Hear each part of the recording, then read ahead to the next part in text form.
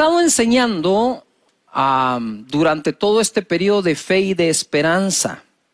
Dios nos hizo un llamado, bueno, siempre, pero ahora se intensifica, a poder acompañarlos en esta época en que de verdad necesitamos nuevas fuerzas, renovarlas, que nuestras emociones estén bien balanceadas, que nuestra mirada está puesta en Jesús, en el Dios invisible, como se sostuvo Moisés, nos vamos a sostener nosotros.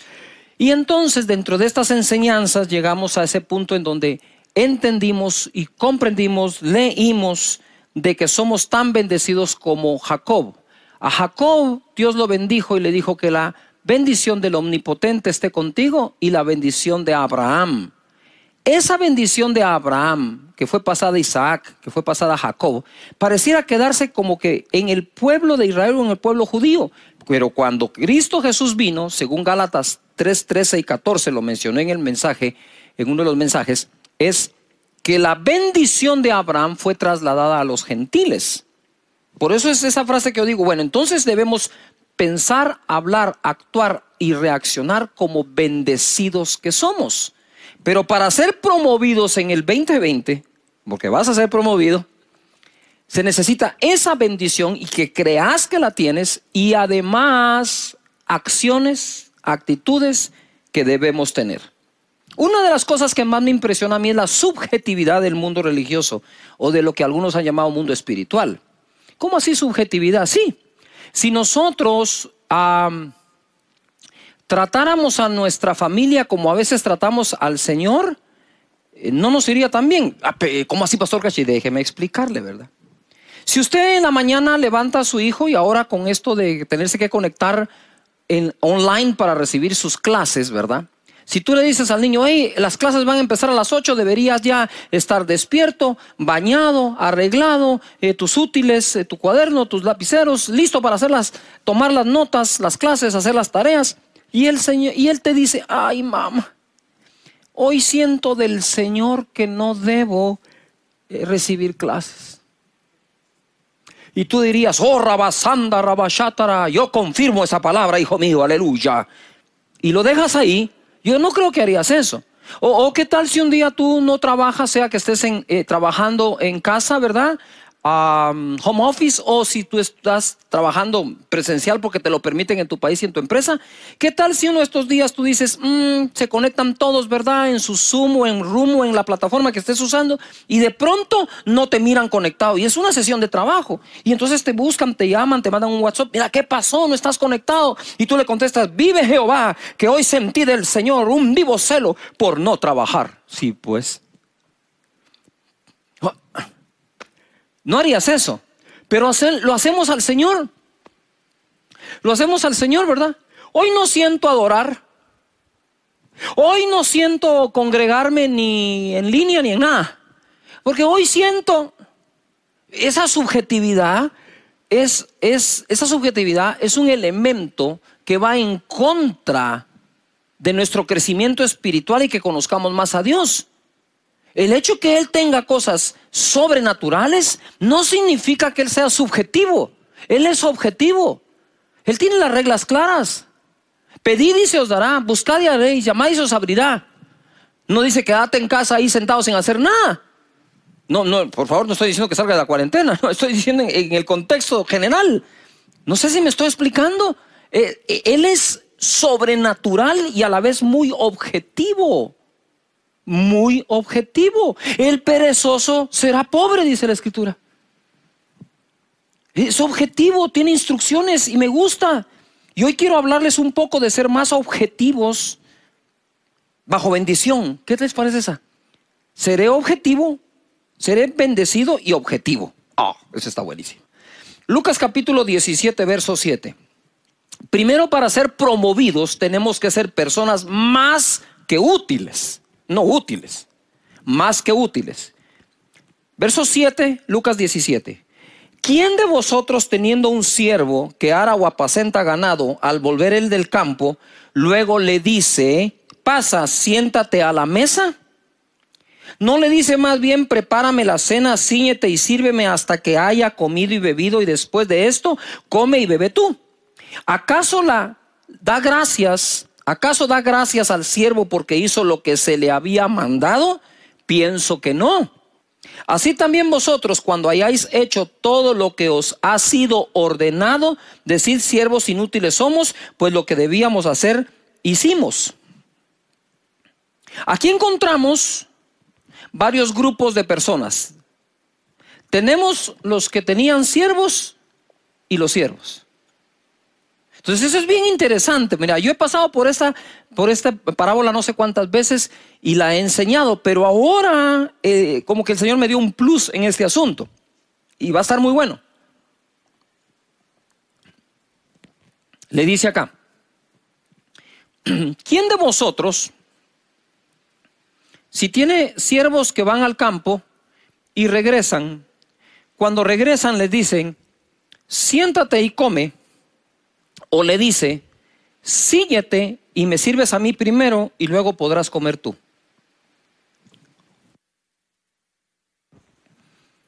Eso es lo que dice. Pero yo quiero ilustrar acá esto, porque esto se pone bueno. Guardando la distancia, acércate un poquito más acá. Quiero que noten esto. Él le dice: ¿quién de vosotros, si tiene un siervo y... Vení, quiero que te pongas acá, solo es para ilustrar algo. Ponte acá. Disculpen que lo sucie así, ¿verdad? Entonces dice, ¿quién de vosotros, que tiene un siervo que va al campo, que lo ara y que lo trabaja, cuando éste regresa, le dice él al siervo: ¿puedes comer tú? No, dice, pienso que no. Dice que ni siquiera le da las gracias en ese momento. Dice: termina tu jornada. Dice: cíñete y me sirves a mí primero, luego podrás comer tú. ¿Ya notaron los dos que hay aquí? Pero entonces la gente cree, y esto está equivocado, que el jefe, y en aquel entonces, no ahora, incluso podía existir esclavitud. Pero aquí estamos hablando, para poderlo aplicar, que el empleador le dice a su empleado: mira, nana, todavía no has terminado el día. No vamos a hablar ahorita, vení y servime de comer. Lo vamos a aplicar en lo general. Mira, antes de irte, por favor, necesito que termines esto y esto. Después que termines, ya tú puedes ir a descansar. ¿Estamos correctos? Eso como que tiene sentido. Pero mira lo que dice después. ¿Sí? Así: ¿quién de vosotros que tiene un siervo? Así vosotros también. Porfa, aquí los quiero. Así vosotros también, cuando hayáis hecho todo lo que os ha sido ordenado, decid: siervos inútiles somos, pues lo que debíamos hacer, hicimos. Esto que está acá, esto último, no se lo dijo a él. Se lo dijo a él. Voy a repetirlo.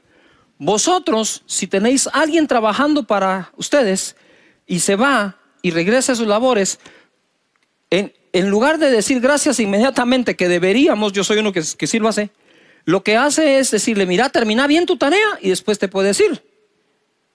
Y entonces después dice: pero ustedes, cuando hayan terminado de hacer lo que se les ordenó, decir: siervos inútiles somos, porque solo hicimos lo que nos pidieron. Pero entonces esta regla aplica al empleado y al empleador. Yujo. En aquel entonces aplicaría al súbdito y al rey. ¿Me estoy explicando? No estoy hablando de ahora, estoy hablando de aquellos tiempos y aplicándolos a estos. Entonces me doy cuenta yo que esta regla de que si somos siervos útiles o inútiles aplica a todos. Gracias, pueden sentarse.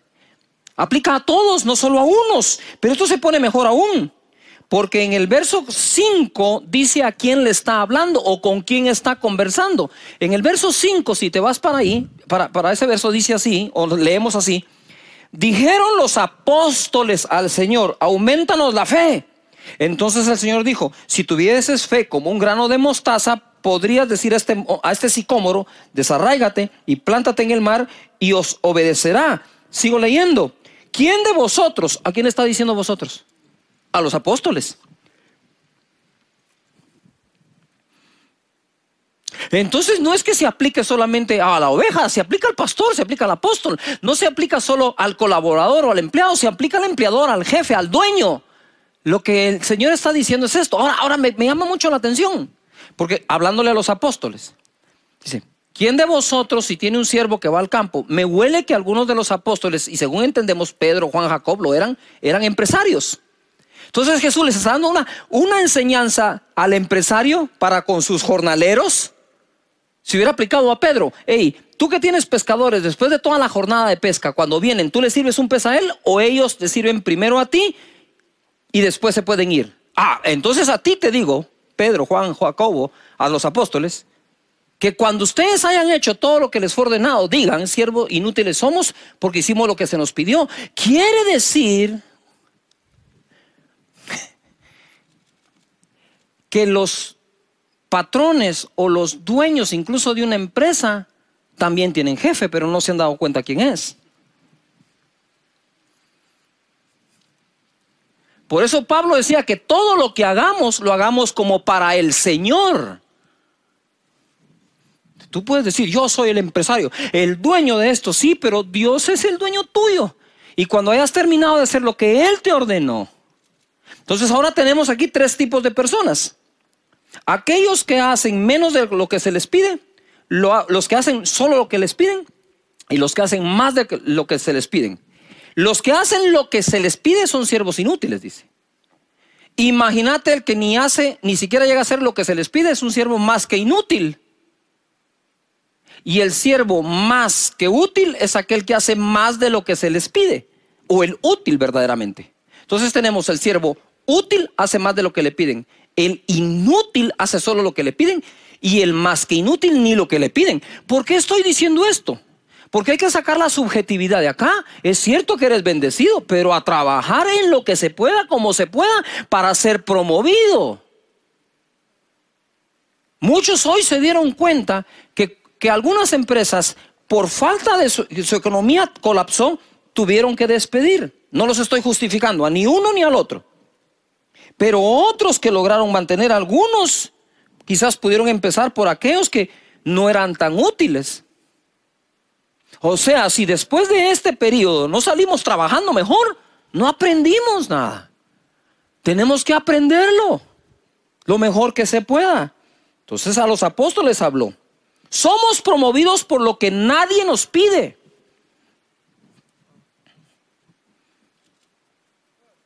No seremos promovidos por hacer lo que nos piden. Seremos promovidos por hacer lo que no nos piden. Yuhu. Primera de Samuel capítulo 17, verso 17, es fácil, 17. Y dijo Isaí a David su hijo: toma ahora para tus hermanos un efa de este grano tostado y estos 10 panes y llévalo pronto al campamento de tus hermanos. Y esos 10 quesos de leche los llevarás al jefe de los 1000 o de los 1000 y mira si tus hermanos están buenos y toma prendas de ellos. Esa fue la tarea que le dejaron a David hacer. Y Saúl y ellos y todos los de Israel estaban en el valle de Ela peleando contra los filisteos.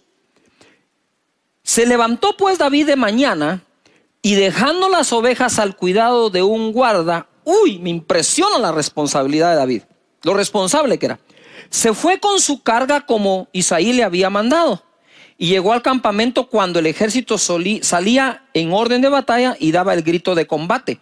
Ustedes se recuerdan, cuando David llega ahí, escucha aquella voz, ¿verdad? Que decían: el que derrote a este paladín de los filisteos, el rey lo va a enriquecer, le va a dar a su hija como esposa y también exonerará a la casa de su padre de impuestos. Y David se puso a oír la voz positiva en lugar de la negativa. Ese no es el mensaje es este: David, te voy a hacer un resumen y después voy al grano. David ha sido una de las personas con corazón más saludable y humilde que he visto en toda la historia, en todas las historias bíblicas. No lo hicieron soldado. Sus hermanos eran del ejército de Saúl, él no. A él lo mandaron a traer para que tocara el arpa. Mira eso. Una tarea que parecía insignificante, una tarea, ok, mis hermanos están al frente de las batallas y a mí el arpa. Pero ojalá fuera solo así. No lo hicieron soldado, lo hicieron pastor de las ovejas de su padre. Cuando llegó el profeta Samuel para escoger rey, su padre olvidó ponerlo en la lista. Lo menospreciaron en su propia casa. Cuando llegó a la batalla contra Goliat, este lo hizo de menos llamándole un niño. Sus hermanos cuestionaron la intención o las intenciones de haber llegado, y el mismo rey Saúl le dijo que no podía contra Goliat por ser joven e inexperto, y alabó a Goliat diciéndole que era un experto en guerra. Ahora lo vemos acá, llevando un efa de un grano tostado, 10 panes y 10 quesos. ¡Qué gran tarea! No recrimina, no protesta, no se amarga. Espérame. Sí, espérame. La calidad de actitud cuenta mucho en esta época. Escribe ahí, calidad de actitud. Si estás chateando, empezá. Calidad de actitud, calidad de actitud, calidad. Mándala por favor a través de caseos.org. Nadie te puede hacer sentir de menos si tu consentimiento. Esto lo dijo Eleonora Roosevelt. David llevó quesos y regresó con lo que el padre le pidió, las prendas de sus hermanos, para confirmar que estaban bien. Hizo lo que el padre le pidió, pero regresó con lo que nadie le pidió: la cabeza de Goliat. Espérame. Este mensajero, que reparte comida a domicilio,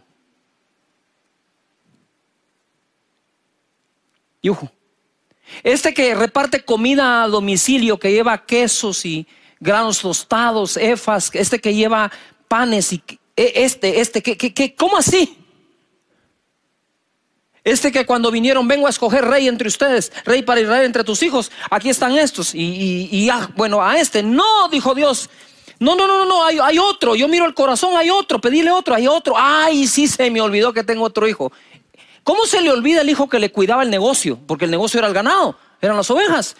¿Cómo se le olvidó a Isaí el que le estaba cuidando a las ovejas, el que combatía contra osos y leones? Quizás el padre ignoraba las batallas que el hijo pasaba por proteger su ganado, su trabajo, la empresa, el negocio, el comercio.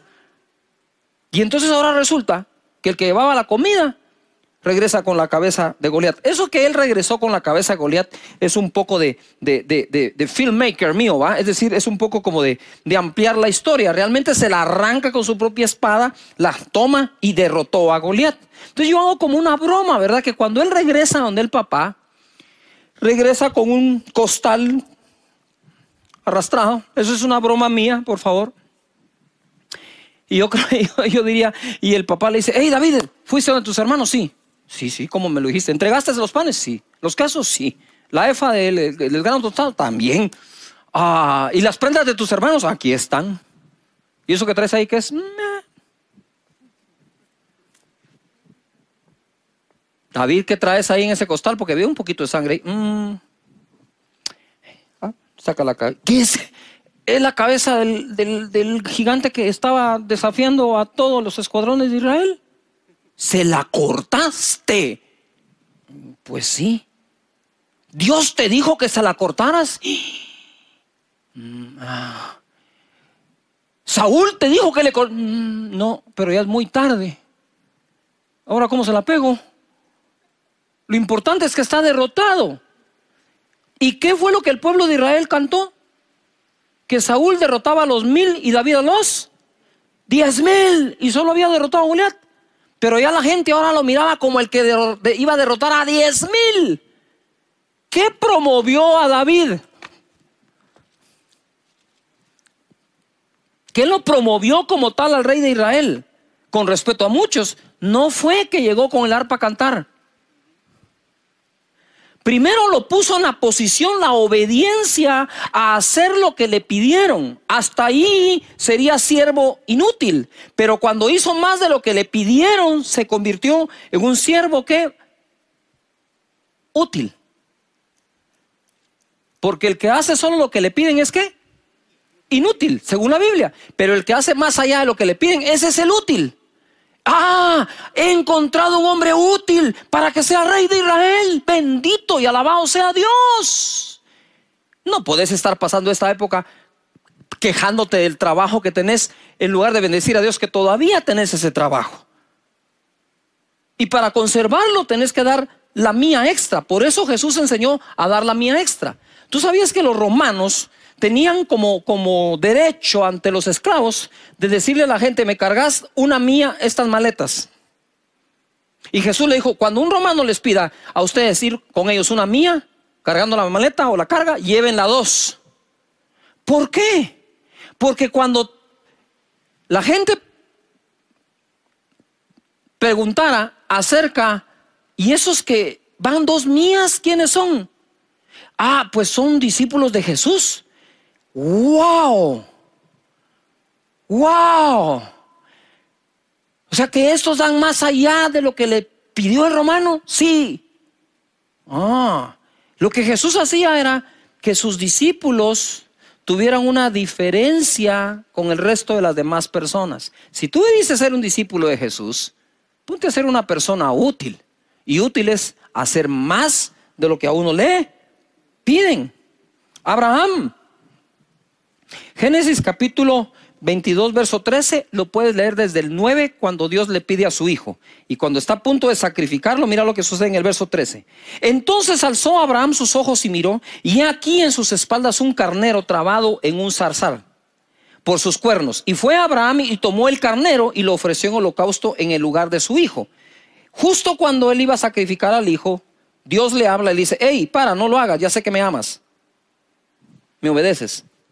Pero entonces él empieza a ver, porque dice que alzó los ojos.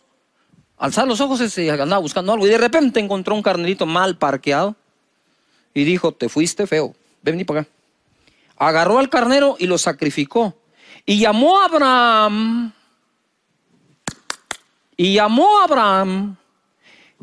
el nombre de aquel lugar: Jehová proveerá.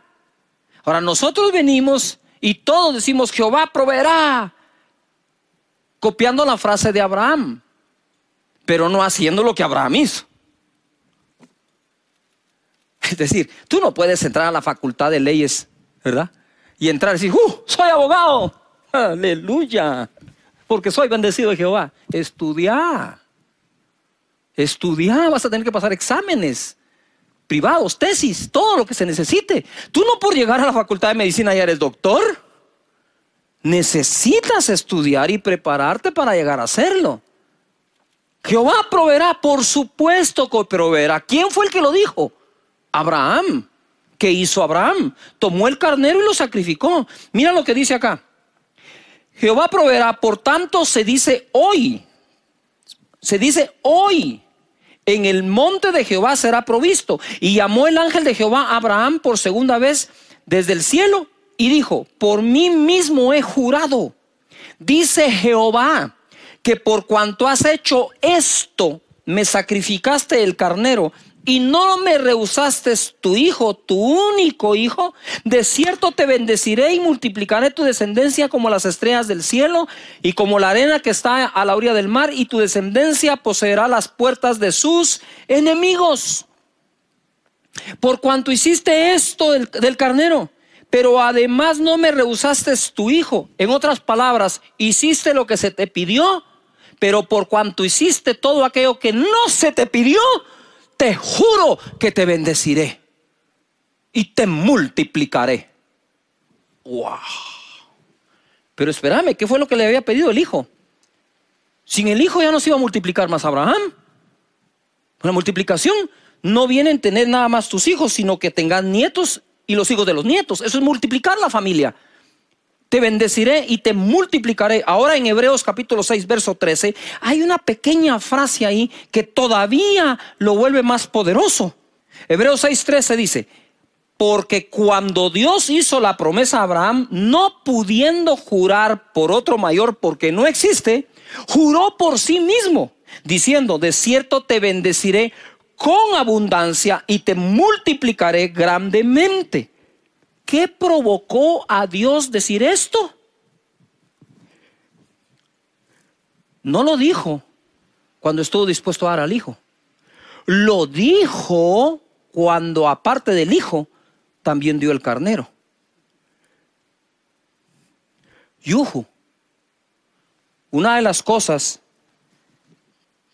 que hacemos cuando hacemos una promesa de fe es hacer eso. Es hacer ese extra. Que no tenemos por qué hacerlo, no tenemos la obligación, ni tenemos ni siquiera el deber de hacerlo, pero tenemos la voluntad de hacerlo. Moisés, mirad lo que pasó con Moisés.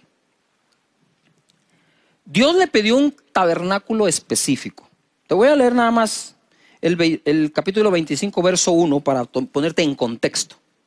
Jehová habló a Moisés diciendo: di a los hijos de Israel que tomen para mí ofrenda de todo varón que la diere de su voluntad. ¿De su qué? Voluntad. Escribe: de mi voluntad. De corazón tomaréis mi ofrenda. Esta es la ofrenda que tomaréis de ellos: oro, plata, cobre, azul, púrpura, carmesí, lino fino, pelo de cabras, pieles de carneros teñidas de rojo, pieles de tejones, madera de acacia, aceite para el alumbrado, especias para el aceite de la unción y para el incienso aromático, piedras de ónice y piedras de engaste para el efod y para el pectoral. Y harán un santuario para mí, habitaré en medio de ellos, conforme a todo lo que yo le muestre, el diseño del tabernáculo y el diseño de todos sus utensilios, así lo haréis. Aquí fue específico Dios, ¿verdad? Y aunque Dios no habita en templos de manos, Él fue el que le ordenó a Moisés hacer ese tabernáculo. ¿Sabe Dios por qué? ¿Sabe Dios por qué Él habita en nuestros corazones? Pero además se construyen templos para que vengamos y adoremos al Señor. Él sabrá. Y entonces viene acá y dice: así lo haréis. Yo subrayé ese: así lo haréis. Ahí no hay pierde. Está ordenado.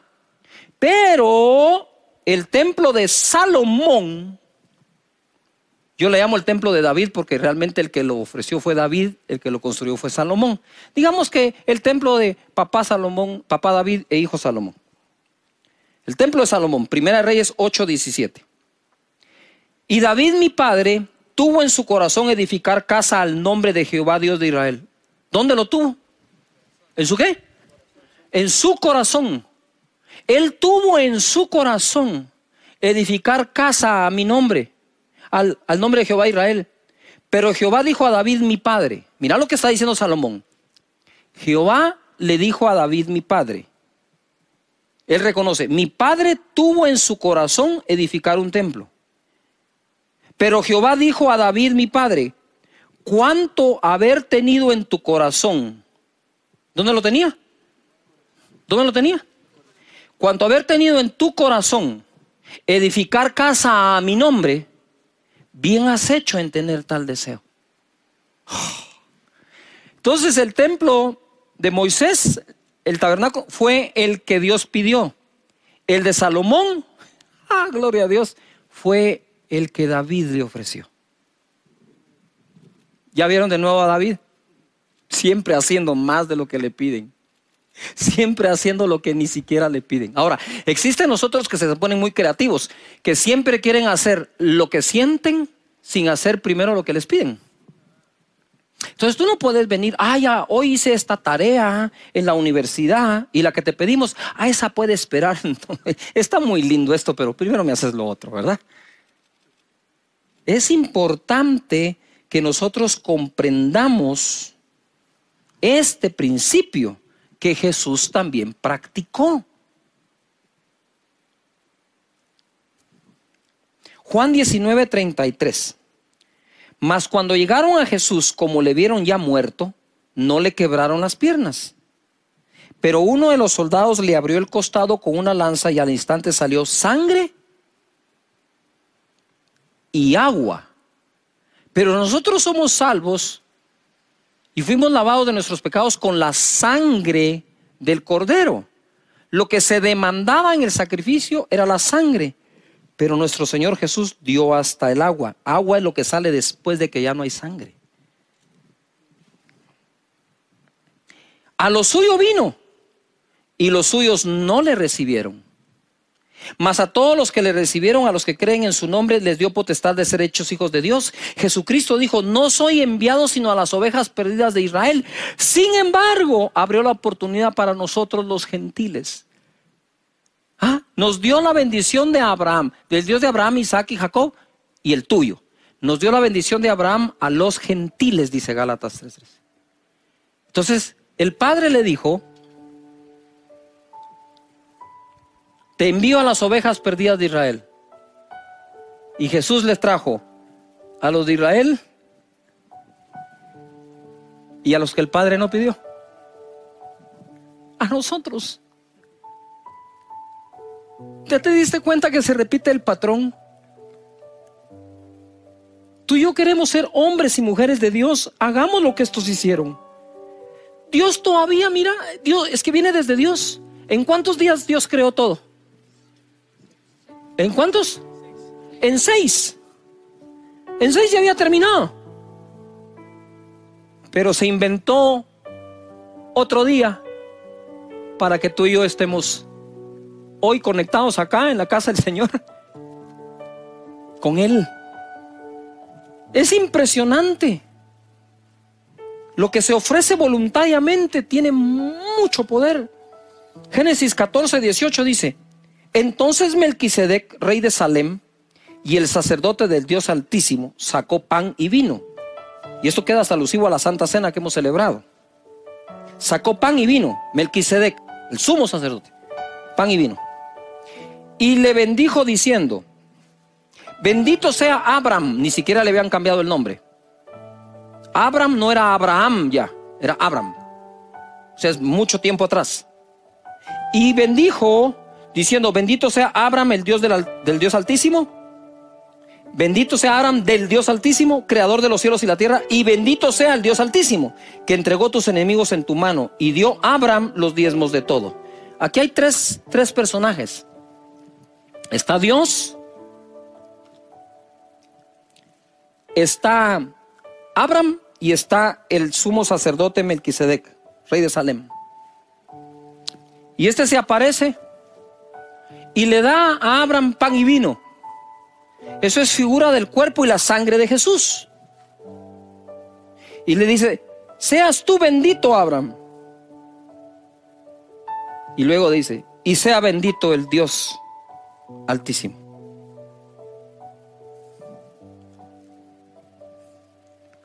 Figura de Jesús que nos bendice a nosotros, da su cuerpo y su sangre, y que bendice al Padre.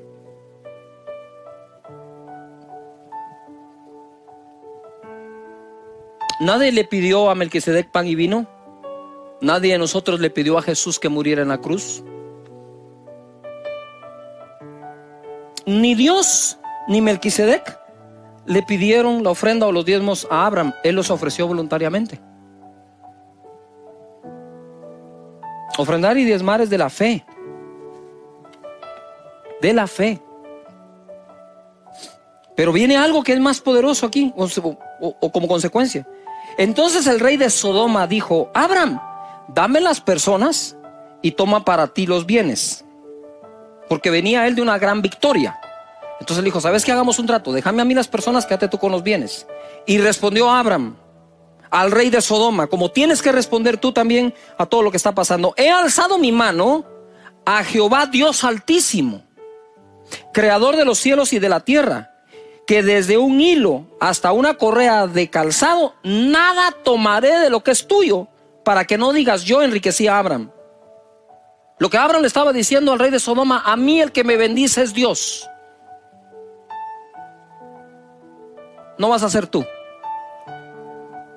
De ti no tomaré nada, lo tomaré de Dios. Recuerden a Jacob, hizo un voto, nadie lo obligó. Jacob hizo el mismo voto cuando no tenía nada. Y Abraham hizo el mismo voto cuando lo había ganado todo. Porque Dios es Dios cuando no tenemos y Dios cuando tenemos. Dios es Dios cuando estamos pasando por escasez y cuando tenemos abundancia. Porque Dios es Dios siempre, el mismo de ayer, hoy, siempre y por todos los siglos de los siglos. Amén. Y es digno de adoración cuando piensas que te está yendo mal y cuando piensas que te está yendo bien. No es cuestión de que ahora me congrego porque me va mal, pero cuando me vaya bien, no. Porque aquí tenés dos casos. A Jacob, cuando se quedó sin nada, adoró a Dios e hizo voto a él. Y Abraham, cuando lo ganó todo y aún le ofrecieron más, dijo: no, Señor, yo he jurado, he alzado mi mano a Dios, que Él es quien me bendice. Así que sé vivir humildemente y sé tener abundancia, dijo Pablo. Todo lo puedo en Cristo que me da las fuerzas. Pero quiero cerrar con un caso que a mí me conmueve. Segunda de Corintios 8:1.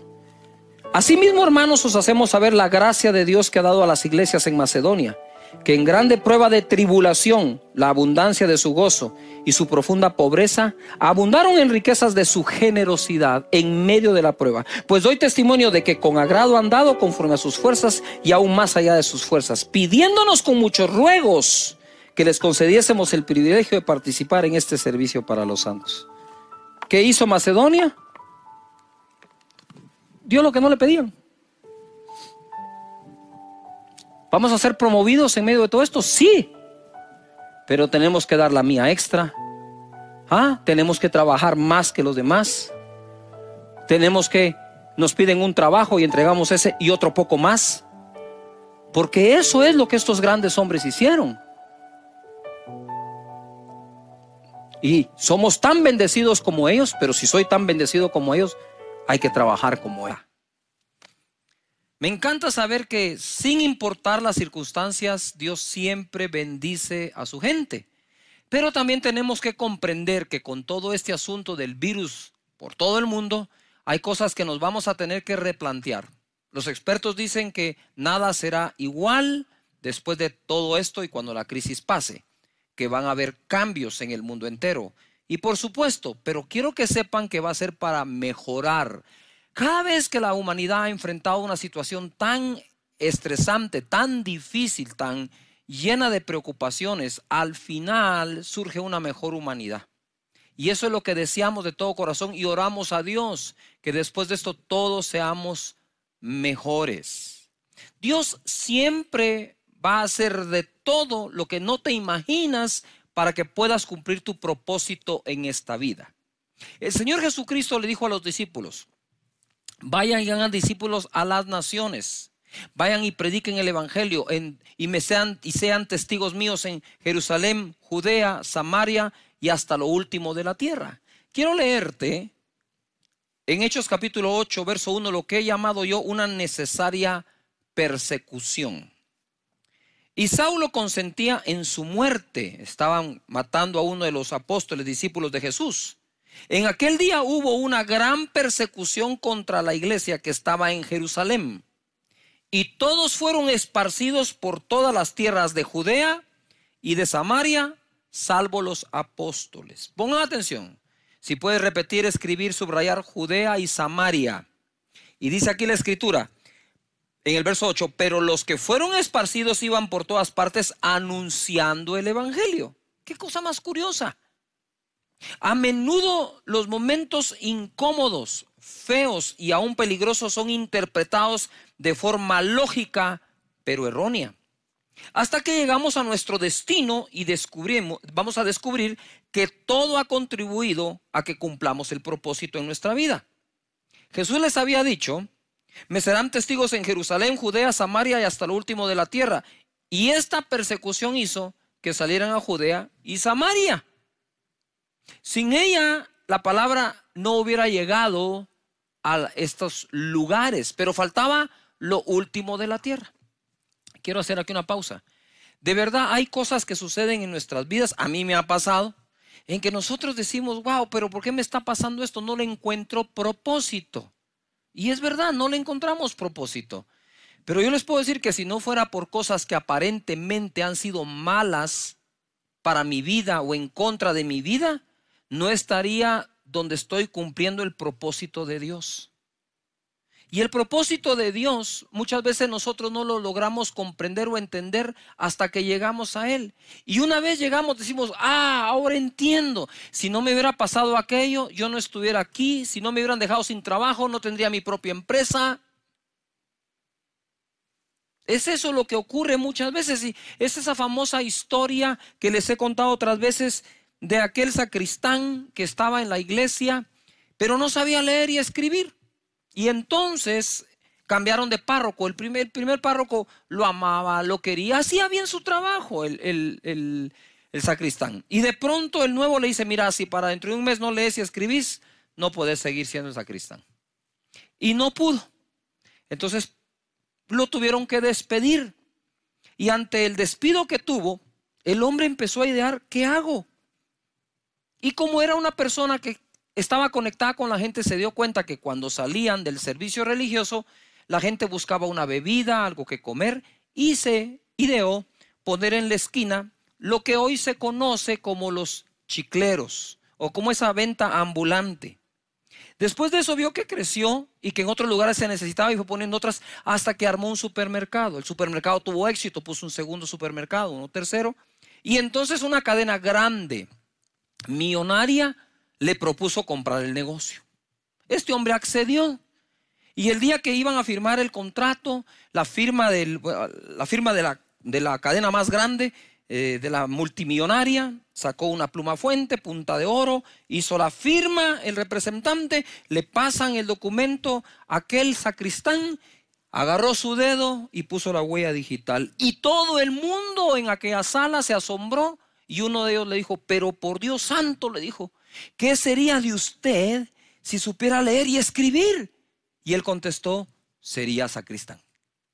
Hay cosas que vienen a nuestra vida que en el momento en que las recibimos no se ven tan buenas, pero pasado un tiempo, Dios nos muestra que era el camino para llevarnos a nuestro destino.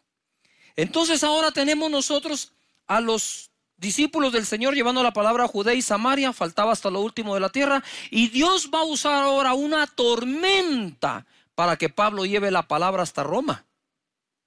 Hay tormentas que vienen a nuestra vida que Dios va a usar para llevarnos al lugar de nuestro destino, al lugar donde nos quiere y a cumplir el propósito que tiene para nuestra vida desde antes de que nosotros fuésemos concebidos. Desde el vientre de nuestra madre, Él ya nos había escogido. Dice la palabra en Hechos 27:13. Y soplando una brisa del sur, era invierno, entonces sopló una brisa del sur, pareciéndoles que ya tenían lo que deseaban, levaron anclas e iban costeando a Creta. Pero no mucho después dio contra la nave un viento huracanado llamado Euroclidón. Y siendo arrebatada la nave y no pudiendo poner proa al viento, dice, nos abandonamos a él y nos dejamos llevar. Y habiendo corrido a sotavento de una pequeña isla llamada Clauda, con dificultad pudimos recoger el esquife. Y una vez subido a bordo, usaron de refuerzos para ceñir la nave, y teniendo temor de dar en la sirte, arriaron las velas y quedaron a la deriva. Pero siendo combatidos por una furiosa tempestad, al siguiente día empezaron a alijar. Y al tercer día, con nuestras propias manos, arrojamos los aparejos de la nave. Ahora Pablo sería llevado a testificar de Jesús a Roma, cumpliéndose así que serían testigos hasta lo último de la tierra. Una persecución llevó la palabra a Judea y a Samaria, pero una tormenta llevó la palabra hasta Roma. Impresionante lo que pasa acá. Mira, era invierno y ellos se dejaron engañar por una brisa apacible que les parecía bien, venía del sur. Entonces dijeron, wow, como que hay una canícula o como que hay algo que nos va a ayudar. Y Pablo les había dicho, no vayamos a zarpar. Aquellos se dejaron llevar por eso y se metieron en un lío que duraría semanas en el mar, a la deriva. A veces nosotros no tenemos el control de todo. A veces tú puedes tener el control de tu día en cuanto a qué horas te levantas, a qué horas duermes, o qué puedes comer, qué puedes vestir, y ciertas cosas puedes tener el control. Pero tú no puedes tener el control, por ejemplo, del clima. En verano puede haber una tormenta, y en medio del invierno puede haber una canícula, y tú no dices cuándo quieres que pase, simplemente pasa. Y así nos pasa en la vida. No tenemos el control de cosas externas que no podemos quizás dominar, que somos víctimas de su daño colateral o de su beneficio colateral. Y aquí está Pablo diciendo, bueno, como no pudimos hacer nada, nos abandonamos a él y nos dejamos llevar. Ya no había control, por más que tuvieras el timón, eso iba para donde el viento los llevaba. El asunto es averiguar si hay alguien que puede controlar el viento y puede controlar las cosas que están pasando afuera. No todo será pérdida, dijo Pablo. En el verso 20 dice, y no apareciendo ni sol ni estrellas por muchos días, y acosados por una tempestad no pequeña, ya habíamos perdido toda esperanza de salvarnos. Entonces Pablo, como hacía ya mucho que no comíamos, puesto en pie en medio de ellos, dijo, habría sido por cierto conveniente, oh varones, haberme oído, y no zarpar de Creta tan solo para recibir este perjuicio y pérdida. Pero ahora os exhorto a tener buen ánimo, pues no habrá ninguna pérdida de vida entre nosotros, sino solamente de la nave. ¿Qué pasó? Están a la deriva, no tienen el control del viento, no responde el timón, van para donde el viento los lleve, no saben a dónde están yendo. ¿Por qué? Porque aparte de eso no miraban las estrellas, no miraban la luna, y ellos al navegar por eso seguían. Ahora, si ellos ya ni eso tienen, dicen, miren, ahora sí no sabemos ni para dónde vamos. Y de verdad, les quiero confesar algo. Hay cosas que están pasando que por más que la gente especule para bien o para mal, no sabemos para dónde van. Pero sí podemos saber quién es el que nos lleva. El dueño de los vientos es quien nos lleva. Y eso a mí me hace sentir seguro. Tú sabes que a veces es al revés. Yo he tenido épocas en que puedo administrar todo, en que puedo, entre comillas, tener el control de la mayoría de las cosas. Pero hay días, ¿no? Días, meses, años en que somos totalmente vulnerables porque literalmente, y esto por favor no lo digo con un son de abandono, pero literalmente estamos en las manos de Dios. Y no se va a caer una hoja de un árbol sin que sea su voluntad. Sin señales en el cielo para poder navegar, era más fácil perder toda esperanza de vida. Y dice ellos, perdieron toda esperanza de vida. Dijeron, vamos a morir. Así de dramático y de peligroso estaba el mar. El habría no existe. Habría sido mejor que me escucharan, sí, pero no te escucharon, Pablo. ¿Y qué podemos hacer? ¿Usted sabe cuánta gente vive en el habría, en el hubiera, en el pasado? Si mis padres no se hubieran divorciado, pero se divorciaron. Si mi papá no hubiera muerto, pero falleció. Si hubiera nacido en otro lugar, pero no naciste allí, naciste donde estás. O sea, hay cosas que no puedes cambiar e insistir en cambiarlas. La gente me pregunta a mí, ¿usted cambiaría algo del pasado? No. ¿No cambiaría la separación de sus padres? No. Porque yo no sé si este hogar en el que viví hubiera estado totalmente completo, yo no estaría aquí. Quizás si hubiera tenido una vida más cómoda con toda la familia completa, no hubiera sacado fuerzas de adentro contra lo que la vida me estaba presentando y no dejarme vencer. No tendría las fuerzas que hoy tengo. No, yo no cambiaría nada, ni lo bueno ni lo malo. ¿Por qué? Porque si cambio lo que aparentemente para mí es malo, si yo pudiera hacer eso, yo no sé si teniendo todo lo bueno yo hubiera terminado siendo malo. No puedo, no sé qué pasaría. Entonces, si me hubieran hecho caso, no existe. Y él dijo, si mejor me hubieran hecho caso, miren en lo que estamos metidos por no haber hecho caso. Pero entonces él reacciona y dice, pero ahora os exhorto a tener buen ánimo. No vamos a perecer. No es tiempo de andar señalando, ni juzgando, ni condenando, porque en medio de la situación que estamos viviendo en el planeta, seguramente van a haber errores. Pero no podemos salir nosotros condenando a alguien que pudo haber cometido un error encima de que ya se siente mal por haberlo cometido. De esa manera nosotros podemos sacar nuestra nave adelante con todos los que van. En el verso 23, ahora dice él, mire, nadie va a perecer. Verso 23, porque esta noche ha estado conmigo el ángel del Dios de quien yo soy y a quien sirvo. Y como he dicho otras veces, Dios sabe cuidar su propiedad. Diciendo, Pablo, no temas, es necesario que compadezcas ante César. Y aquí Dios te ha concedido todos los navegantes o todos los que navegan contigo. Por tanto, oh varones, tened buen ánimo. Por favor, en casa, si puedes decirle a la gente de la par, si estás usando mascarilla, pues qué buena onda, dile, ten buen ánimo, ánimo, ánimo. Es muy difícil a veces pedirle a la gente ánimo en una situación como esta. O sea, se está metiendo el agua en el barco. No tengo estrellas que ver. Y viene Pablo a decirme, tengan ánimo.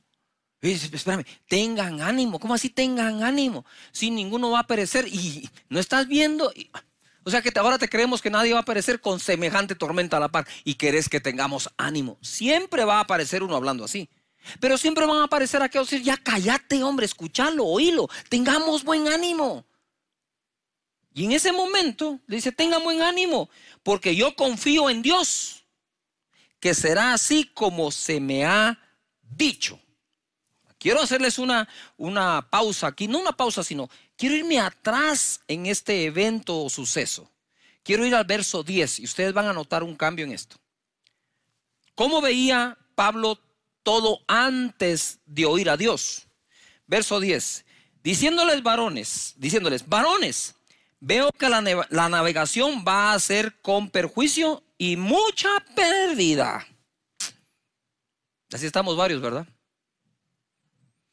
No nos escapamos que algo se pierda. Pero Dios es el Dios que todo lo repone. Si el ladrón fuera sorprendido, devolverá 7 veces lo que se robó. De nuevo, diciéndoles, varones, veo que la navegación va a ser con perjuicio y mucha pérdida. No solo del cargamento y de la nave, sino también de nuestras personas. Un sorbito de té.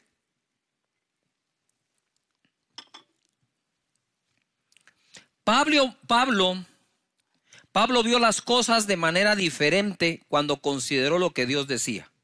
Al principio dijo, se perderá también las vidas de algunas personas. Pero después dijo, nadie perecerá como Dios me lo ha dicho. Mira el cambio. Nosotros vemos las cosas de una manera sin palabra de Dios. Y las mismas cosas las vamos a ver de otra manera con palabra de Dios. Por eso estar conectado es importante. Y escuchar palabra de fe, palabra de ánimo, palabra de esperanza. Porque para malas noticias están otros lugares y otros comunicadores. Nosotros estamos aquí para comunicarte las buenas nuevas de su palabra. Las buenas noticias de su palabra. Así que posiblemente habrán pérdidas, pero Dios nos ayudará a recuperar lo que se pueda haber perdido. Pablo vio las cosas de forma diferente. Tenemos que cambiar nuestra manera de hablar. Conforme a los días pasan en los países con crisis, pon atención, por este virus, el temor aumenta y se contagia por nuestra manera de hablar. Qué casualidad, ¿no? Y actuar. Y las cosas así empeoran. Pero si oímos a Dios, los pronósticos pueden cambiar. Te voy a contar algo. Las peticiones de oración que llegan a nuestro ministerio eran encabezadas en un inicio por la sanidad, las finanzas, fe y familia. Ahora con la crisis, la familia pasó al segundo lugar.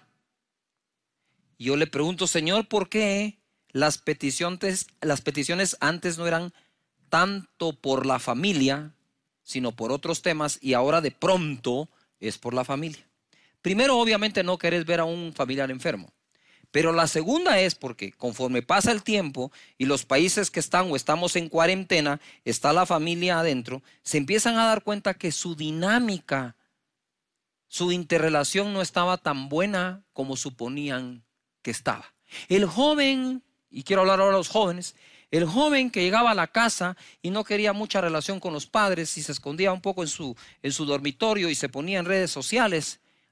Ahora no es un ratito el que llega y se esconde, tampoco puedes pasar todo el día y todos los días ahí metido. Ahora tiene que interactuar.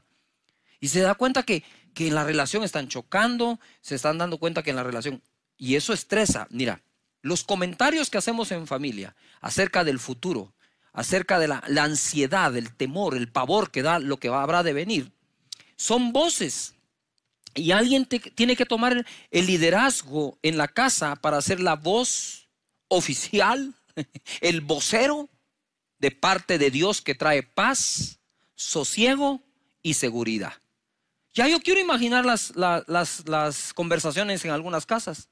Ya viste que te dije, no tenías que haber comprado eso, no, que ahora que estamos a unos meses de esto, mira, y ahora que vamos a... Y empiezan a tirarse las culpas los unos a los otros. Señores, es lo mismo de Pablo. Si me hubieran hecho caso, no estaríamos en este problema. Pero ahora sí les quiero decir, ánimo todos, porque vamos a salir adelante. Familias, ámense unos a otros, reconcíliense unos con otros. Aprovechen este tiempo para hablar fe y no hablar preocupación o afán o miedo. Es tiempo de decir, este barco no se va a hundir. Por fuertes que parezcan los vientos y la tormenta, Dios nos va a sacar adelante. Como sacó a Pablo allá en alta mar.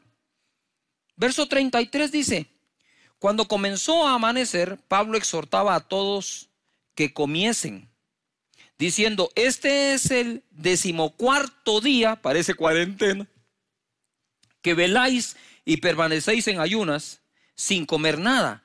Por tanto, os ruego que comáis por vuestra salud. Nota, por vuestra salud. Pues ni aún un cabello de la cabeza de ninguno de vosotros perecerá. Lo que Pablo estaba diciendo es, miren, ya Dios nos dijo que nadie va a perecer.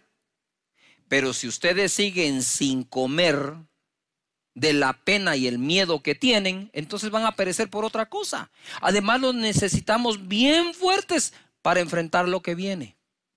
Alguien en casa debe vigilar que la actitud y las acciones sean las correctas en medio de esto.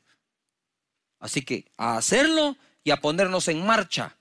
Y luego dice, y habiendo dicho esto, tomó el pan y dio gracias a Dios en presencia de todos, y partiéndolo comenzó a comer. Entonces todos, teniendo ya mejor ánimo, comieron también. Y éramos, dice, todas las personas en la nave 276. Y ya satisfechos, aligeraron la nave echando el trigo al mar. Ojo a lo que sigue. El destino era llegar al emperador romano con el propósito de testificar. La ruta al final no la pudo determinar el capitán del barco, el dueño del barco o Pablo, sino el dueño de los mares y los vientos. Dios sabe a dónde y por dónde. Las personas que iban en este barco se tuvieron que aguantar para llegar a donde Dios los quería llevar. Ojo, pronto, no solo Pablo, todos descubrirían su propósito. Aunque el capitán tenía el timón, no tenía el control. Dios los llevó a un puerto seguro a cumplir aquello para lo cual habían nacido todos los que iban en la nave. Yo quiero bendecir tu vida, quiero bendecir tu casa, quiero bendecir cada miembro de tu familia y poderte decir que nosotros como personas también somos una nave. Y Santiago dice que la boca nuestra es la que nos conduce a un buen destino. También dice Pablo que la lengua es un miembro pequeño que se jacta de grandes cosas. He aquí cuán grande bosque enciende un pequeño fuego. Y la lengua es un fuego, un mundo de maldad. La lengua está puesta entre nuestros miembros y contamina todo el cuerpo e inflama la rueda de la creación, y ella misma es inflamada por el infierno. No dejemos que la lengua de cada miembro de la familia o los que viven en casa vayan a infectar no solo el cuerpo, sino la misma creación. Sí hay un virus, sí hay un COVID-19 ahí rondando, pero ¿por cuántos años y siglos ha estado ese virus que sale de la boca de cada uno contaminando la rueda de la creación? Es un mundo de maldad. Ella es inspirada por el infierno mismo, dice. Hermanos, esto no tiene que ser así. Una fuente no puede dar agua amarga y agua dulce. Define el agua que quieres dar. Define el fruto que quieres dar. Hablen lo correcto. Quizás no están las estrellas y la luna. Quizás los planes que teníamos de navegación para nuestra familia, nuestra empresa, nuestro empleo, nuestro trabajo, se están viendo frustrados.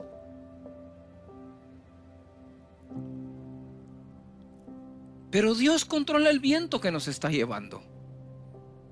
Él no nos ha dejado, no nos ha abandonado, nunca lo hará, nunca lo ha hecho. Él no sabe qué es eso. Él no va a practicar el verbo abandonar con nadie. Él es nuestra esperanza, nuestra roca, nuestro refugio fuerte. Padre, bendice cada familia que está en casa, cada persona, aquellos que viven solos. Te pido en el nombre de Jesús que tú ministres sus pensamientos con tu palabra, que ese miedo que tiene de naufragar en medio de esta tormenta mundial y que no teniendo el control se tienen que abandonar en sentido figurado a donde el viento nos lleve, sepan que nos va a llevar a un buen lugar. Señor, los bendigo en Cristo Jesús. Oro por su bienestar, por su protección, por su salud.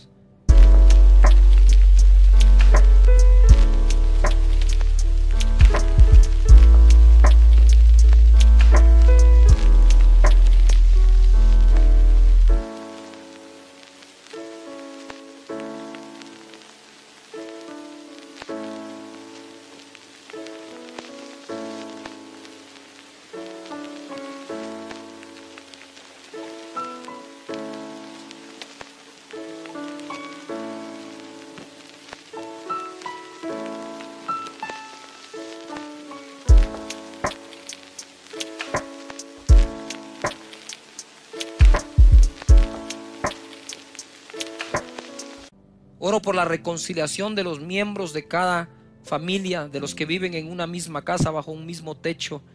Oro para que no agreguen estrés a la situación, sino paz y tranquilidad. Que oren y crean y confíen que no se ha visto justo desamparado, ni nadie de ellos, de su descendencia, mendigar el pan. Que crean que Jesús es nuestro Señor y Salvador, y por su herida fuimos nosotros curados.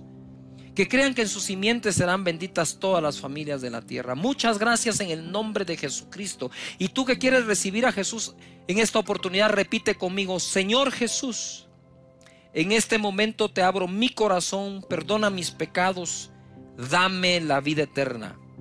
Gracias, Señor Jesús, porque desde hoy nazco de nuevo, soy una nueva persona, y el día que yo muera iré contigo, porque tú eres mi Salvador, mi Señor, y mi nombre se ha escrito en los cielos. Compartiendo la vez pasada acerca de cómo combatir ese virus del temor, ese virus que se está expandiendo por todas partes, y le estamos pidiendo a Dios que Él detenga, que haga esto el daño mínimo en todos los países, incluyendo Guatemala. Hoy quiero hablar acerca de vencer el virus que le he llamado preocupación 2020. La palabra de Dios dice en Efesios 6:16: sobre todo tomad el escudo de la fe, con que podáis apagar todos los dardos de fuego del maligno. La fe, como hemos enseñado, nos sirve para emprender, nos sirve para hacer algo. Dios la dejó, es el mayor capital que tenemos dentro de nosotros, porque al que cree todo le es posible. Pero también hay una época para reconocer que la fe nos sirve para defendernos. Ponga atención a lo que Pablo dice: para apagar los dardos del maligno. El maligno es un ser real, existe y ataca, y sus ataques, según esta escritura, la hace a base de dardos, y para eso tenemos la fe. Entonces tenemos una fe para emprender esa empresa, para emprender ese negocio, para emprender una familia. Pero vienen épocas en que la fe se necesita como un escudo para defendernos, ponernos a la defensiva y apagar esos dardos. Pero una cosa interesante es que Pablo dice, tomen el escudo de la fe. Quiere decir que yo podría tener el escudo de la fe y no estarlo usando. Entonces salimos a la defensa con cualquier cantidad de métodos y de cosas que hemos aprendido, y a veces dejamos el escudo de la fe de último, cuando tenemos que tomarlo desde el inicio. Entonces cualquier cosa, cualquier ataque del enemigo, con fe lo podemos contrarrestar. Así que levanta ese escudo de fe en tu casa, dile a tu familia que hay un escudo de fe para defendernos de los ataques, dile a tu gente. Obviamente muchas de los países donde nos ven ya no pueden ir a las empresas, se ha dado lo que es una cuarentena, como aquí en Guatemala, y entonces lo que necesitamos hacer es poder por mensajito, por video, decirle a todos, hey, levantemos el escudo de la fe. Es más, ese es un buen momento para que tú puedas escribir en algún lugar, y luego de que hayas usado el dispositivo para estar conectado aquí, mandar ese mensaje, todos levantando el escudo de la fe. Esa es una manera de pasar este tiempo. Y la otra es la prudencia. Les dije la semana pasada que nosotros necesitamos ser prudentes, porque Isaías 40:14, y esto es solo para repasarlo, dice, ¿a quién Dios pidió consejo para ser avisado? ¿Quién le enseñó el camino del juicio, o le enseñó ciencia, o le mostró la senda de la prudencia? ¿Cómo es posible que el Dios todopoderoso, el Dios que con su mano formó la tierra, con sus dedos, el Dios que dijo sea la luz y es hecha, el Dios que se levanta y calma la tempestad, conozca la prudencia y sea prudente? ¿Cómo puede ser esto posible? Prudencia. Y hablando de prudencia, se ha hecho un hashtag por todos lados que se llama quédate en casa. Y lo mismo lo dice Dios. Esto que me encontré en esa escritura está que le vuela la cabeza a uno. Isaías 26:20. Allí en tu dispositivo, donde quiera, vas a poderlo subrayar. Vea la Biblia. Isaías 26:20 dice, anda, pueblo mío, entra en tus aposentos, tu casa, tu cuarto, cierra tras de ti las puertas, escóndete un poquito por un momento, en tanto que pasa la indignación. ¿Qué es lo que está diciendo aquí? Cierra tras ti las puertas, ya las cerré, y dice, escóndete un poquito, por un momento, en tanto que pasa la indignación. Cuando yo estaba leyendo este pasaje, vino a mi mente los 40 años que el pueblo de Israel pasó en el desierto. Digo, si el pueblo pudo pasar 40 años en el desierto, y vio la mano de Dios, la columna de fuego, la nube, la provisión, el maná, el agua, ¿por qué no pasar nosotros esa cuarentena o ese tiempo en casa, escondidos un poquito, por un momento, hasta que la indignación pase?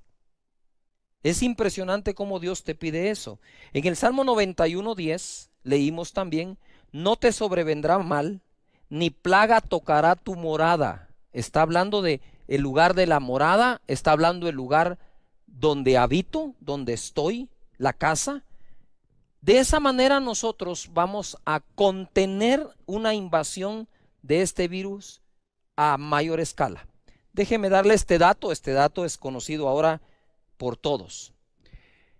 De el 100% de la gente que se infecta, no todos se afectan. Es decir, el infectado no necesariamente desarrolla la enfermedad. De los que desarrollan la enfermedad, estamos teniendo a nivel mundial entre el 2 y el 3% de mortandad. Si quitamos la gente de mayor de 70, 80 años, se reduce quizás a menos del 2. ¿Qué quiere decir eso? Que del 100 personas que se afectan o se enferman, la estadística nos dice que 97, 98 personas van a salir adelante. Y en eso tenemos que fijarnos que Dios ha sido tan misericordioso en este caso, que de esos 100, 98, según la estadística, salen adelante. Bendito sea Dios. ¿Qué entonces, si la estadística está así, cómo puedo ayudar para que más gente no se contagie? Pues estando en casa, porque dice la plaga no tocará tu morada. Ahora, ya dentro de la casa hay una segunda morada. Dice el Salmo 91, pero en el verso 1. Morando, dice, morando bajo la sombra del Omnipotente. El que habita al abrigo del Altísimo, el que habita al abrigo del Altísimo, morada, bajo la sombra del Omnipotente. Así comienza el Salmo para después decir, no, la plaga no tocará tu morada. La casa es una, y adentro de la casa tener nuestros minutos para adorar a Dios y para poder nosotros habitar al abrigo del Altísimo, morar bajo la sombra del Omnipotente. Cuando se celebró la Pascua, Moisés no pudo salir de la casa, todo el pueblo de Israel se quedó en casa y allí la celebraron. Comieron del cordero, ¿verdad? Pusieron la sangre del cordero en los dinteles de las puertas, y quiero declarar que esa sangre sigue estando en los dinteles de nuestras puertas, las puertas de la casa. ¿Me estoy explicando acá? Por lo tanto, es bueno la prudencia. Di no al miedo, sí a la prudencia, y si tienes que exagerar la prudencia, hazlo. No miedo, sí a la prudencia, y si necesitamos exagerar un poco la prudencia, hay que hacerlo. Si por alguna razón sales al supermercado, a la farmacia, qué sé yo, que si se te permite, al regresar la ropa que usaste que pudo haber tenido contacto con algo, no está de mala prudencia, de una vez a lavarla, puesta bajo el sol en los países que estamos a más de 20 grados, para que eso ayude a matar cualquier virus que tuvo la posibilidad de ponerse sobre la ropa. Mateo capítulo 4, verso 6 en adelante, Satanás va a tentar a Jesús y le dice, hey, súbete al templo, tírate, porque está escrito que él mandará ángeles para que tus pies no tropiecen en piedra. Y Jesús le contesta, escrito está también, no tentarás al Señor tu Dios. Tentar al Señor Dios sería, como está escrito que Él va a proteger mis pies para que no tropiecen en piedra, entonces me tiro. Eso es tentar a Dios. Él nos protege, ¿verdad? Entonces Él te va a proteger. ¿Qué pasa si agarras un carro a 200 kilómetros por hora? Como mi pastor decía, a los 100 ya se bajaron los ángeles, pues. Por lo tanto, tenemos que ser, ¿qué? Prudentes. Bueno, ya hablamos de la prudencia, es importante, y que sepamos lo siguiente. El Dios nuestro, el que nos motiva la fe para los milagros, es el Dios que nos enseña que la ciencia es escudo, que el conocimiento y la sabiduría proceden de sus labios. Entonces, creerle a Dios es diferente a creer en Dios. Van juntos, déjame explicarlo. Yo creo que Dios lo puede hacer perfecto, pero si yo le creo a Dios, digo, wow, Dios dice que sea prudente, le voy a creer a Dios lo que me está diciendo. Qué bueno por la palabra profética en estos tiempos, que todo va a estar bien. Pero qué bueno por la palabra de prudencia, sabiduría, conocimiento y ciencia, que también Dios la da. Pablo dice en Filipenses 4:6, por nada estéis afanosos. Ahora voy tras este virus, el virus del afán 2020 o la preocupación 2020.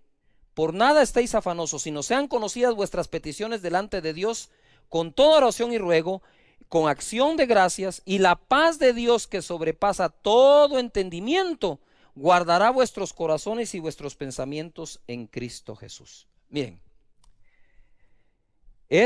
¿cómo le digo esto? Es difícil decir que no nos preocupa.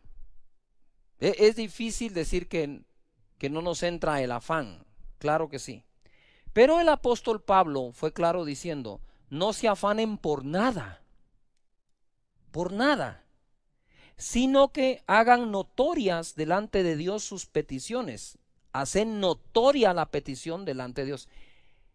Si bien es cierto, Dios ya conoce todas nuestras necesidades, si yo uno los dos versos donde Él conoce las necesidades y hacer notoria la petición, puedo concluir, Dios ya conoce mi necesidad, lo que ahora necesita conocer es mi petición.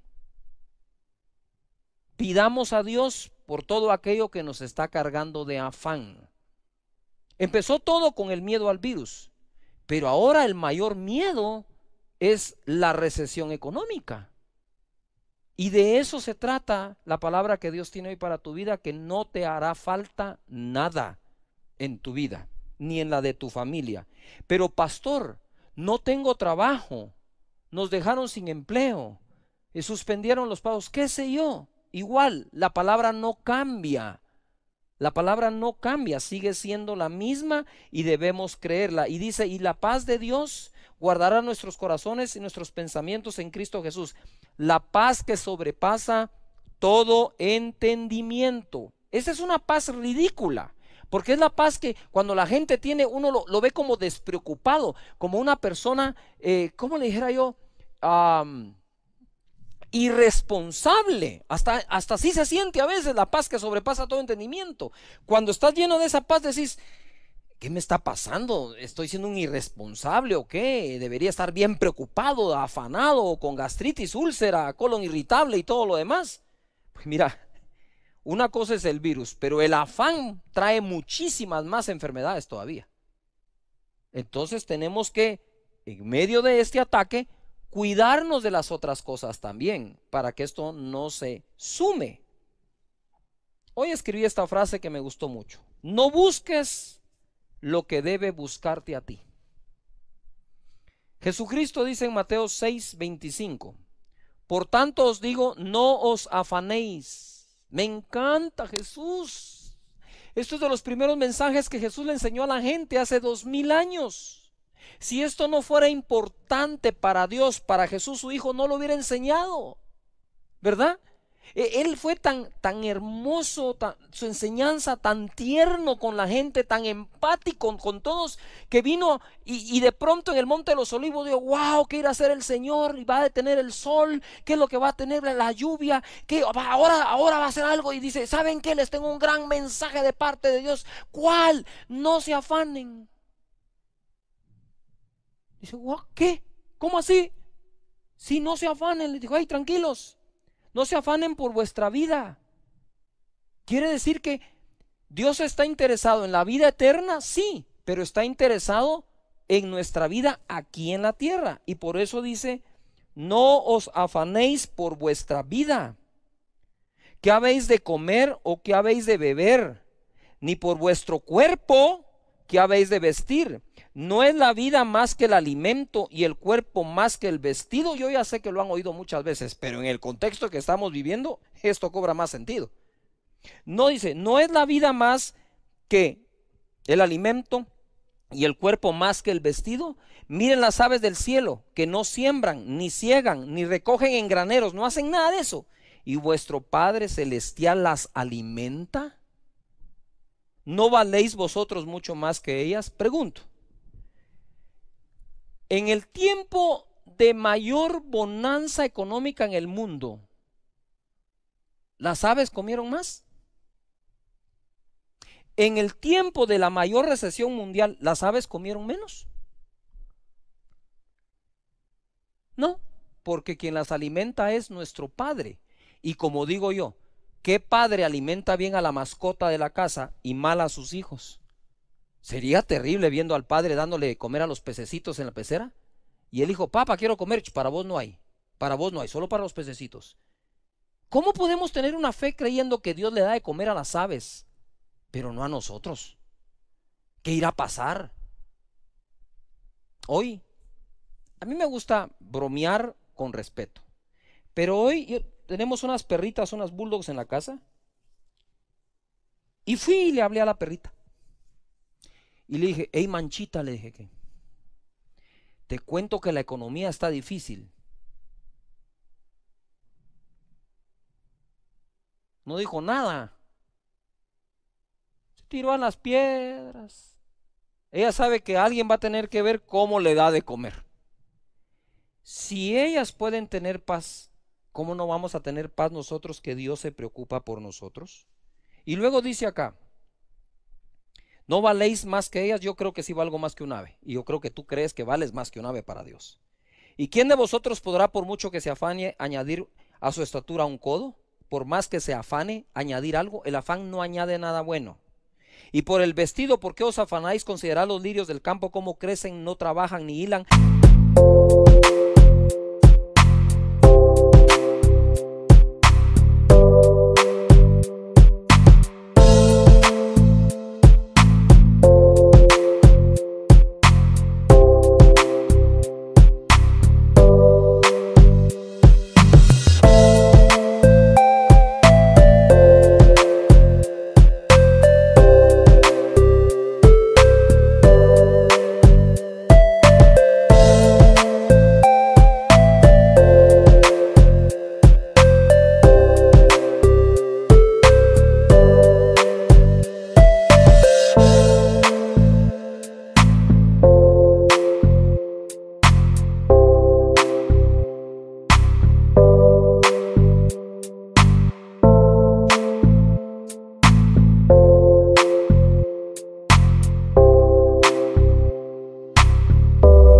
Pero os digo que ni aun Salomón con toda su gloria se vistió así como uno de ellos.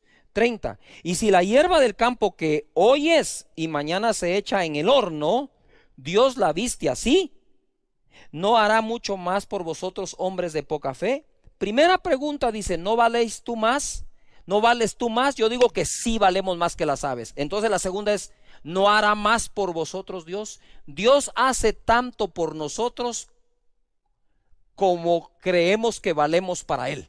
Te lo repito, Dios hará tanto por nosotros como creemos que valemos para Él, y valemos la sangre del Hijo de Dios, la sangre del Cordero que le derramó en la cruz del Calvario. Valemos su sangre. ¿Cómo no nos va a bendecir? La Biblia dice, si ya nos dio a lo más valioso, a su Hijo, no escatimó al darlo, ¿no nos dará con Él todas las demás cosas?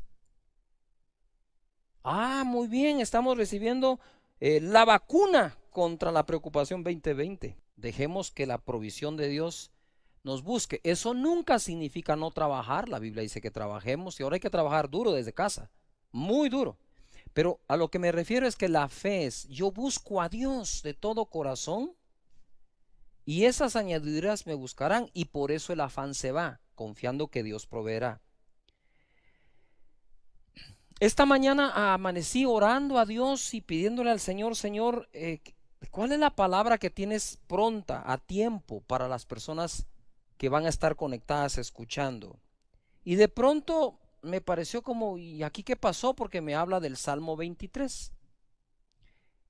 Y dice la escritura en el Salmo 23, en el verso 1, Jehová es mi pastor. ¿Cuántos de ustedes creen que Jehová es su pastor? Decimos muchos, es que Dios es mi pastor. Entonces mira, Dios es mi pastor, nada me faltará. La primera declaración del rey David fue esa. Estás hablando de un rey. Estás hablando de una persona que tenía cualquier cantidad de recursos. Sin embargo, él no cambió su creencia. Por más recursos que pudiera tener o en tiempo de escasez, David dijo siempre, Él es mi pastor, Dios, y a mí nada me faltará. Nota algo, está hablando en futuro, no me va a faltar nada, nada. Y este salmo, como lo he enseñado otras veces, es progresivo. Mira, Jehová es mi pastor, nada me faltará. En lugares de delicados pastos me hará descansar. Junto a aguas de reposo me pastoreará, confortará mi alma. Ojo, si creo que Dios es mi pastor, eso implica que creo que no me va a faltar nada. Y si creo que no me va a faltar nada, entonces puedo hacer tiempo para descansar. En lugares de delicados pastos me hará descansar. Y si descanso, en ese descanso es que Dios viene y nos pastorea. Y en ese pastorearnos conforta nuestra alma. Entonces esa alma que está ahora atribulada por el virus, atribulada por el trabajo, atribulado por los ingresos, atribulado. ¿Tú sabes cuánto empresario en este momento está atribulado? Esas empresas que viven mes a mes justo los ingresos son sus gastos, que apenas sacan algo de utilidad. Hay un afán terrible que no deja dormir a las personas. Pero quiero decirte que debes desarrollar esa confianza que no te va a faltar nada.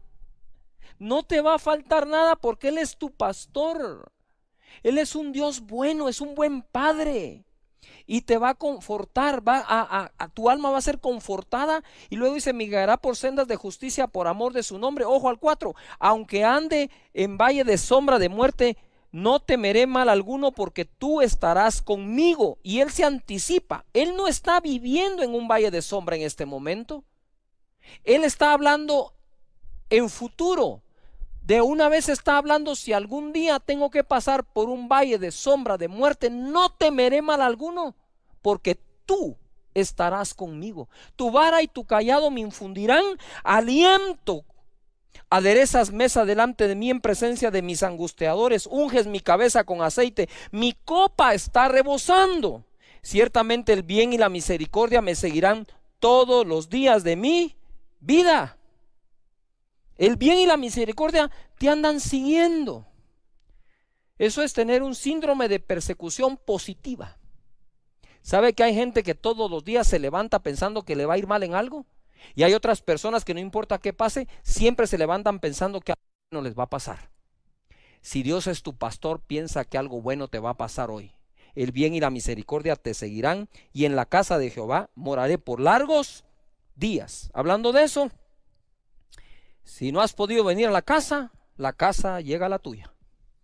Aquí vamos a estar para ustedes, trabajando para llevarles el mensaje que Dios nos dé. Y quiero llegar a esta porción que tocó muchísimo mi corazón. En el Salmo 37, 25, dice el rey David, joven fui y he envejecido, y no he visto justo desamparado ni su descendencia que mendigue pan. Y estoy meditando en esa palabra y como que la vida de David pasó por mi mente. ¡Wow! Aquel joven mozo bien parecido que vivió en la casa de su padre, allá atrás, pastoreando las ovejas, defendiendo las ovejas de su padre del oso, del león y de cualquier peligro.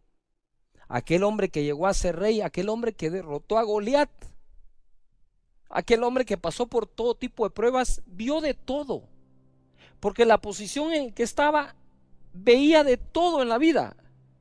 Él vio el desafío contra el ejército de Israel, él vivió la persecución del mismo rey, él vivió en una cueva, ¿verdad?, con todos los perseguidos, él vivió el desarrollo de los valientes de David, él vivió el hecho que uno de sus hijos quiso destronarlo, él vivió el momento en que su hijo murió, él vivió todas esas etapas. Él pudo haber dicho, he llegado a viejito, fui joven y llegué a viejo, llegué a anciano. Déjame darte otra escritura, dice la Biblia que David murió lleno de riqueza y de días.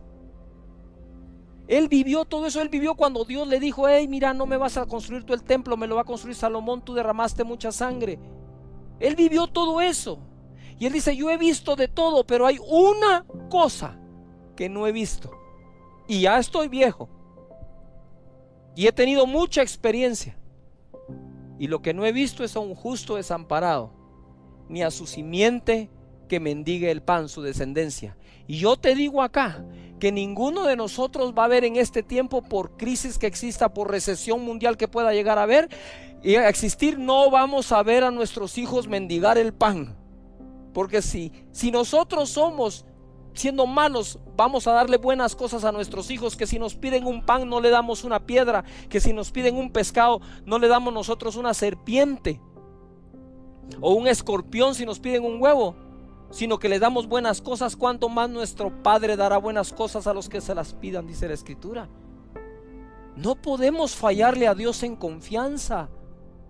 Tenemos que mostrarle a Él la confianza, ¿verdad? Y decirle, Señor, tú eres nuestro proveedor y lo vas a dar todo por nosotros. Y por último, en el Salmo 20, verso 1 dice, Jehová te oiga en el día de conflicto. Es el mismo David. Necesitamos que Dios nos escuche y Él lo hace. Dice que Él tiene inclinado su oído a nuestra oración. El nombre del Dios de Jacob te defienda y te envíe ayuda desde el santuario y desde Sión te sostenga. En estos dos versos veo 4 cosas poderosas. Dios nos oye.